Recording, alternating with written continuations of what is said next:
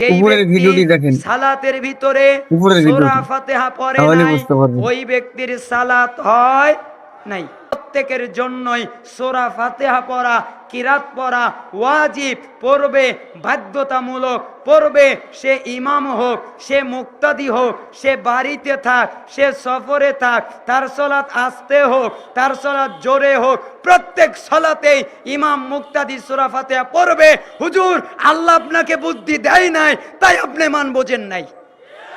রাসূল সাল্লাল্লাহু আলাইহি ওয়াসাল্লাম বলেছেন, লা সালাতা লিমান লাম ইয়াকরা বিফাতিহাতিল কিতাব।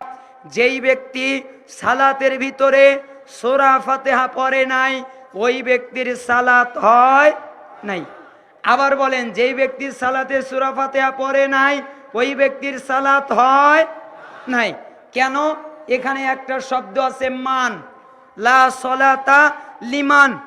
এই লিমানের মান, লিত জন্যে, মান একটা ব্যাপক শব্দ, ব্যাপক অর্থবোধক শব্দ, ব্যাপক অর্থে ব্যবহার করা যায়, প্রত্যেকের সাথে লাগানো যায়, প্রত্যেকের সামনে লাগানো যায়। ফরজ হোক, নফল হোক, সুন্নাত হোক, ইমাম হোক, মুক্তাদি হোক, যেই হোক না কেন লাগানো যায়।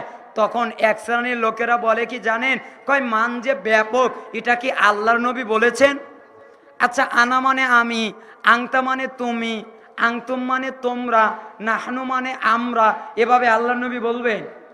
এটা তো এমনিই জানা যায়।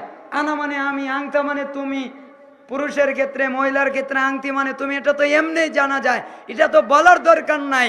মান যে ব্যাপক, এটা তো এমনিই জানা যায়। হুজুর, আল্লাহ আপনাকে বুদ্ধি দেয় নাই, ইমাম বুখারীকে বুদ্ধি দিয়েছেন, তাই উনি অধ্যায় কায়েম করেছেন এই হাদিসের আলোকে। বাব উজুবিল কিরাআ লিল ইমামি ওয়াল মামুমি ফিস সালাতি কুল্লিহা ফিল হাজারি ওয়াস সাফারি ওয়া মা ইউজহার ফিহা ওয়া মা ইউখাফাত। শোনো, প্রত্যেকের জন্যই সূরা ফাতিহা পড়া, কিরাত পড়া ওয়াজিব, পড়বে, বাধ্যতামূলক পড়বে।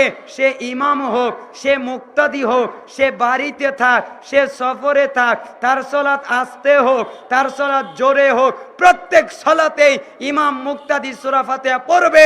হুজুর, আল্লাহ আপনাকে বুদ্ধি দেয় নাই তাই আপনি মান বোঝেন নাই। ইমাম বুখারীকে বুদ্ধি দিয়েছেন, তাই ইমাম বুখারী মান বুঝেছেন, তাই তিনি অধ্যায় কায়েম করেছেন, যেটা প্রত্যেকের জন্যই। 10 নম্বর পর্বের 95 নম্বর অধ্যায় সহিহ বুখারীর।